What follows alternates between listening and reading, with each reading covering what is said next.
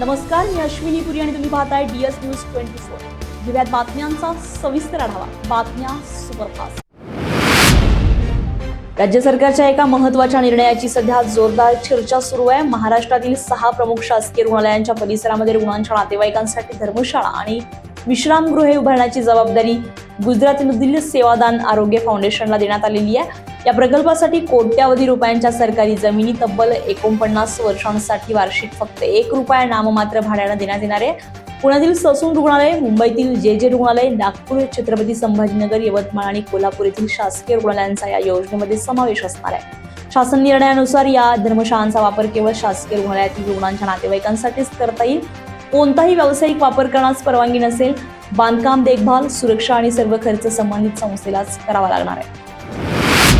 आंदोलनाचा अधिकार प्रत्येकाला आहे, मात्र हिंसा कोणत्याही परिस्थितीमध्ये खपवून घेतली जाणार नाही असा स्पष्ट इशारा राज्याचे मुख्यमंत्री देवेंद्र फडणवीस यांनी दिलाय. दिल्लीतील कॉक्रोच जनता पार्टीच्या आंदोलनाच्या पार्श्वभूमीवर त्यांनी हे वक्तव्य केलेले आहे. लोकशाहीमध्ये प्रत्येकाला आपलं मत मांडण्याचा आणि आंदोलन करण्याचा अधिकार असला तरी कायदा हातात घेणं आणि हिंसाचार करणं अजिबात सहन केलं जाणार नाही असं त्यांनी यावेळी ठामपणे सांगितलंय.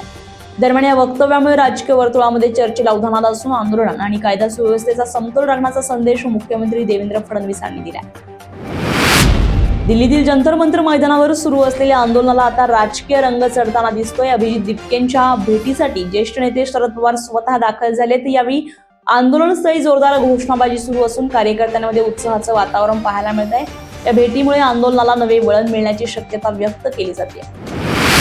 दिल्लीतील जंतर मंतर मैदानावर सुरू असलेल्या आंदोलनादरम्यान शिवसेना उद्धव बाळासाहेब ठाकरे गटाचे खासदार संजय राऊत यांनी जखमी आंदोलकांची भेट घेतली आहे.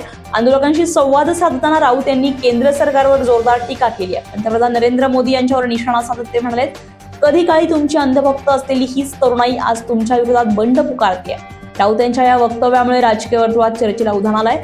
आंदोलनाला आता अधिक राजकीय धार मिळाल्याचं चित्र दिसून येतं.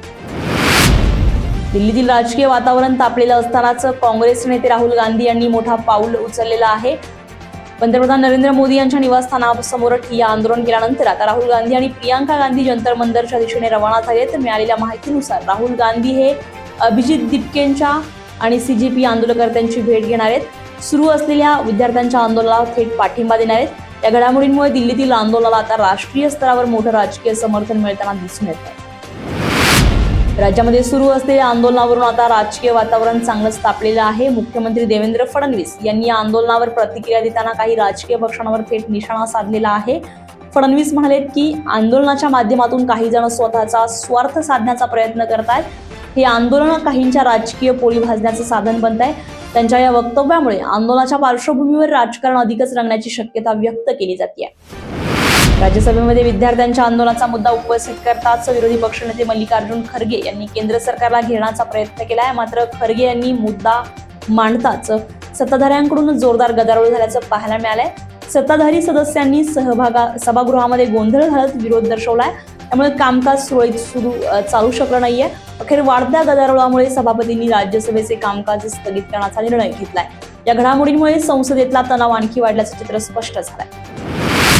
दिल्लीसह देशभरात सुरू असलेल्या विद्यार्थ्यांच्या आंदोलनाच्या पार्श्वभूमीवर अभिजित दिपके यांनी आपली 4थी महत्त्वाची मागणी पुढे केलेली आहे. त्यांनी स्पष्टपणे म्हटलंय की दिल्लीसह देशभरात ताब्यात घेतलेल्या सर्व विद्यार्थ्यांना तात्काळ सोडण्यात यावं आणि पोलिसांनी विद्यार्थ्यांवर दाखल केलेले सर्व गुन्हे मागे घ्यावेत. यासोबतच दिपके यांनी आंदोलनादरम्यान पोलिसांकडून गंभीर अत्याचार झाल्याचा आरोप केलाय. मुलींचे कपडे फाडण्यात आले, त्यांना मारहाण करण्यात आलेली, अगदी छातीवर पाय देऊन निर्दयीपणे मारण्यात आलेले असा धक्कादायक दावा त्यांनी केलाय. या आरोपांमुळे आंदोलन अधिकच तीव्र होण्याची शक्यता आहे. तर प्रशासनावर दबाव वाढताना दिसून येतो. आता वेळ झाली इथेच थांबण्याची. कुठे जाऊ नका, पाहत रहा DS न्यूज 24. तोपर्यंत मी अश्विनी आपली रजा घेतेय. नमस्कार.